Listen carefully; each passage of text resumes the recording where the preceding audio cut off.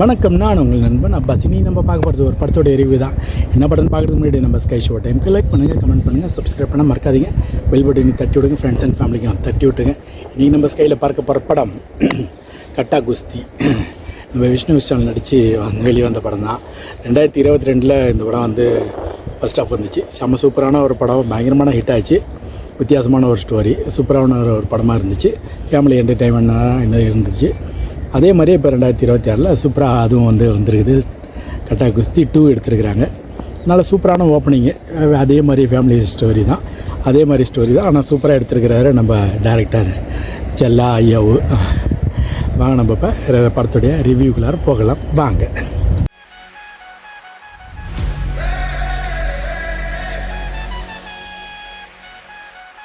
கட்டா குஸ்தி நம்ம டைரக்டர் செல்லா ஐயாவு சூப்பராக எடுத்துருக்கிறாரு. மியூசிக் டைரக்டர் நம்ம ஸ்டாண்ட் ஹோல்டு தான் பண்ணியிருக்கிறாரு.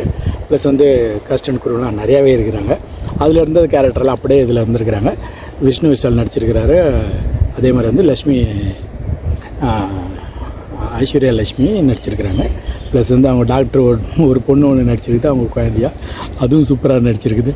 ப்ளஸ் கருணாசு, காளி வெங்கட், ப்ளஸ் கருணாகரன், முனிஷ்காந்த், அப்புறம் இப்போ இதில் செகண்டாக சப்போர்ட்டிங்கில் ரம்யகிருஷ்ணாவும் யோகி பாபுவும் சேர்ந்துருக்குறாங்க. அவங்க சும்மா ஒரு சப்போர்ட்டிங்கில் ஒரு என்ன சொல்கிறது, காமிக் என்ன சொல்கிறது, ஒரு சின்ன ஒரு சப்போர்ட்டிங் ரோல் மாதிரி வந்துட்டு போகிறாங்க. ஆனால் சூப்பராகவே இருந்திருக்குது. படம் எங்கே ஆரம்பிக்குதுன்னு பார்த்தீங்கன்னா அதே மாதிரி தான். முன்னாடி எங்கே முடித்தாங்களோ அதே மாதிரி இவங்க 2 பேரும் கல்யாணம் ஆகி குழந்தையே பிறகுது. அந்த குழந்தை வளருது. அந்த குழந்தைய வச்சுக்கிட்டு இவங்க ஸ்டோரி ஸ்டார்ட் பண்ணியிருக்கிறாங்க. சூப்பரான ஒரு ஸ்டோரியாக தான் ஸ்டார்ட் பண்ணியிருக்காரு. எண்டும் அதே மாதிரி சூப்பராக இருந்துச்சு. உள்ளே இருக்கிற காமெடியெல்லாம் சொல்லவே தேவையில்ல. 7 டைமிங்கான காமெடி. டைலாக்லாம் சூப்பரான ஒரு டைலாகாக இருந்துச்சு. ஏன்னு வச்சிங்களேன், அந்த காமெடி அந்த இடத்துல அந்த மாதிரி போட்டால் தான் எடுவிடும். அது கருணாஸ் பயங்கரமாக நடிச்சிருப்பார். இந்த பக்கம் ஆண் அப்படின்ற ஒரு ஆணாதிக்கத்தை காமிச்சிருப்பார். திடீர்னு பார்த்தா இந்த பக்கம் பெண்ணுன்னு யாரும் காமிக்க மாட்டாங்க. ஆனால் ஃபஸ்ட் ஆஃபில் அந்த மாதிரி பேசுகிற மாதிரிலாம் காமிப்பாங்க. அதே மாதிரி சீனே இந்த படத்தையும் கொண்டு வந்திருக்கிறார். சூப்பராக தான் இருந்துச்சு. ஃபஸ்ட் ஆஃப் நீங்கள் பார்க்கலைன்னா ஃபஸ்ட்டு போய் அதை பார்த்துட்டு வாங்க. அப்போ தான் செகண்டு உங்களுக்கு பிடிக்கும், புரியவும் செய்வோம். ஆனால் ஒன்றும் பெருசாக க்ரைம் படம்லாம் ஒன்றும் கிடையாது. காமெடி என்டர்டைன்மெண்ட் படம் தானே இது. அதனால் சூப்பராகவே என்ஜாய் பண்ணி ஃபேமிலியோட குழந்தைங்களோட போய் ஃபுல்லாக என்ஜாய் பண்ணி சூப்பராக பார்த்துட்டு வரலாம். ஏன்னா வச்சுங்களேன், அதே மாதிரியே இவங்க ஹஸ்பண்ட் ஒய்ஃபு ஒரு பிள்ளையோடு இருக்கிறாங்க. இவங்க ஒய்ஃப் கட்டா குஸ்தியில் போகிறாங்க, காம்படிஷனில் ஜெயிக்கணும் அப்படின்ட்டு ட்ரை பண்ணிகிட்டு இருக்கிறாங்க. அவங்க ஜெயிச்சுக்கிட்டு வந்துட்டுருக்குறாங்க. ஹஸ்பண்ட் என்ன பண்ணுறாரு, வீட்டில் இருந்துக்கிட்டு நான் வீட்டை பார்த்துக்கிறேன்னு சொல்லிட்டு குழந்தைய பார்த்துட்டு இவர் வீட்டை பார்த்துட்டு இருக்கிறாரு. வீட்டை பார்த்தா என்ன ஆகும், அக்கம் பக்கத்தில் இருக்கிறவங்களாம் ஹஸ்பண்ட்லாம் பொறாமப்படுவாங்களா. அது கருணாகரன் பொறாமப்பட்டு அவருக்கு என்னென்னலாம் பண்ணுறாருன்னு சொல்லிட்டு அவரெல்லாம் சைடில் அங்கங்கே ஜன்னலில் இடக்கெல்லாம் வச்சு வீடியோ எடுத்து வெளியே விட்டு அவர் அசிங்கப்படுத்தணும்னு ட்ரை பண்ணிட்டு இருக்கிறாரு. ஆனால் அது பண்ண முடியாமல் போயிட்டுருக்குது. இப்போ நடுவில் பார்த்தா இவங்க கோச்சிங் போயிட்டுருக்குறாங்க. நல்லா சூப்பராகவே சண்டை போட்டுருக்குறாங்க ஒய்ஃபு. ஒரு கட்டத்தில் பார்த்தா அடுத்த லெவலுக்கு போகிறதுக்காக அவங்க ட்ரை பண்ணும்போது அவங்க இப்போ இது பண்ணுற கோச் என்ன ஆகுதுன்னா, இல்லை நீங்கள் பண்ணக்கூடாது, சரி வராது,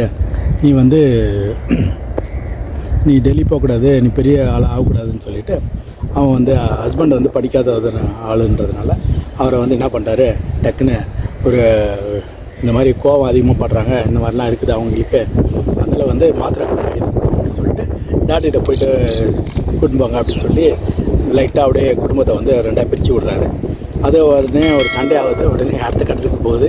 அவங்களுக்கு போதை மருந்து கொடுத்து பொண்டாட்டியை சண்டை போட விடாமல் சண்டையிலேருந்து டிஸ்மிஸ் ஆகிடுறாங்க. ஒரு வருஷத்தில் தடை பண்ணிடுறாங்க இவங்கள, போதை மருந்து பழக்கம் யூஸ் பண்ணதுனால. உடனே ஒரு ஒய்ஃபு நான் நினச்சிக்கிறாங்க, ஹஸ்பண்டு தான் இந்த மாதிரி பண்ணிட்டார் அப்படின்னு சொல்லிட்டு ஹஸ்பண்டும் ஒய்ஃபுக்கும் சண்டை 2 பேரும் பிரிஞ்சிடுறாங்க. கிளைமேக்ஸில் 2 பேரும் ஒன்றா சேர்ந்தாங்களா இல்லையா, அந்த கோச் என்ன ஆனார்ன்றது தான் படத்தை முடிச்சு வச்சுருக்கிறாரு.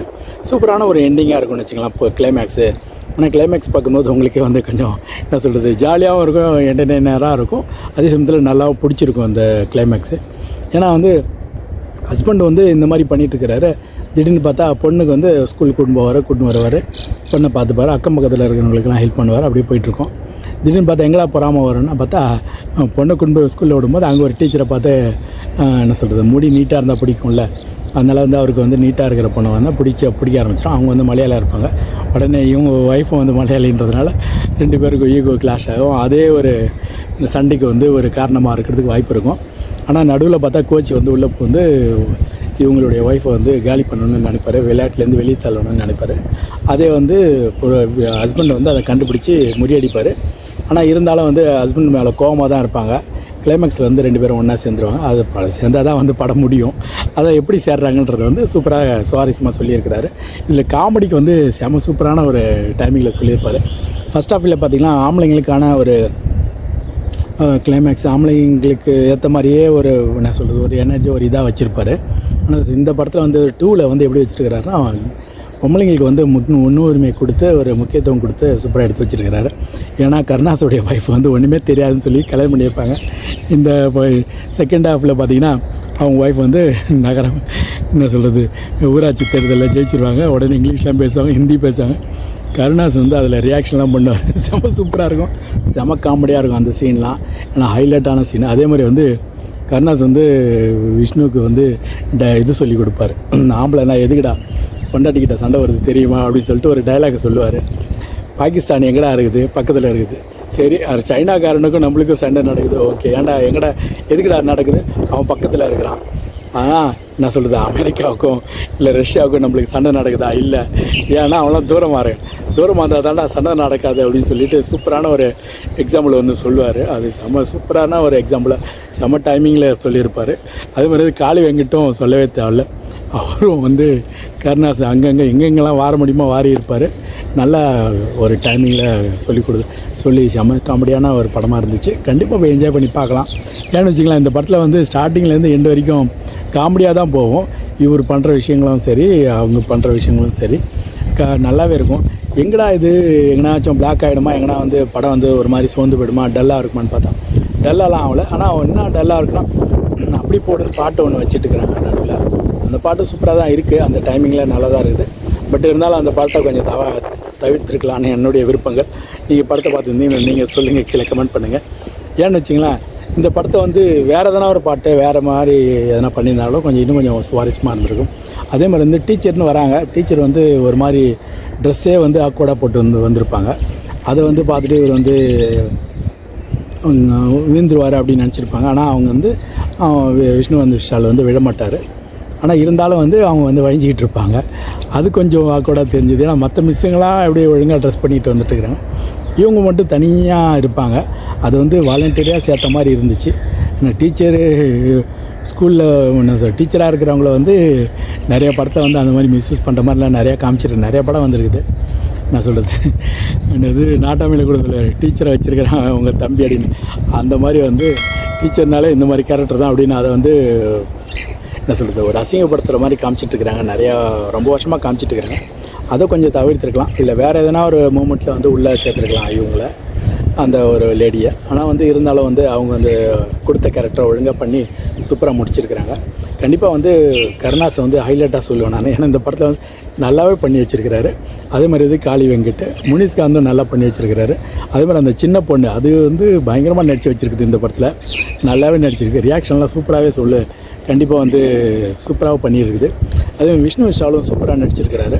அவங்க வந்து லக்ஷ்மி அவங்களும் நல்லா நடிச்சிருக்கிறாங்க. கண்டிப்பாக வந்து ஆக மொத்தத்தில் வந்து எல்லாருடைய இன்புட்டும் நல்லா கொடுத்துருக்குறாங்க. படம் சூப்பராக வந்திருக்கு. நல்லாவே என்ஜாய் பண்ணி பார்க்கலாம். எந்த இடத்துலையும் போர் அடிக்கல. காமெடியும் வந்து ஆக்வர்டாகவும் இல்லை, ரொம்ப வந்து வல்கரான சீல்கள்லாம் எதுவுமே இல்லாமல் அதனால் சூப்பராக நீட்டாக எடுத்து வச்சுருக்கிறாங்க. குழந்தைங்க போய் கண்டிப்பாக போய் என்ஜாய் பண்ணி பார்க்குற மாதிரி எடுத்து வச்சுருக்காங்க. பெரியவங்களும் சேர்ந்து போய் பார்க்கலாம். கண்டிப்பாக போய் தேட்டரில் போய் என்ஜாய் பண்ணி பாருங்கள். என்ன சொல்கிறது மீண்டும் நம்ம ஸ்கை ஷோ டைமுக்கு லைக் பண்ணுங்கள், கமெண்ட் பண்ணுங்கள், சப்ஸ்கிரைப் பண்ணுங்கள். அடுத்த வாட்டி உங்களை சந்திக்கும் வரை நான் உங்கள் நண்பன் அப்பாஸ். நன்றி, வணக்கம்.